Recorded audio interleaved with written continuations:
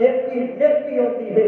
آخری حدیث وہ حدیث پڑھی تسی جناب ہر وقت سن دے تہاڈے علم اندر ہے. ایک فاحشہ عورت ایک بدکار عورت کو جا رہی ہے, انہیں پیاس لگی, انہوں نے پانی نکال کے پیتا, جب خود پی لیا پانی خود سیر ہو گئی, دیکھا ایک کتا ہے پیاسا ہے, پیاس کی وجہ سے گلی مٹی چٹتا پیا ہے, اور ترس آیا.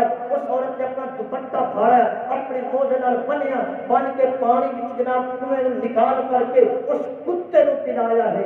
اللہ تعالیٰ نے انہیں اس عمل کو دیکھ کے اللہ نے جنت عطا کر دی تھی.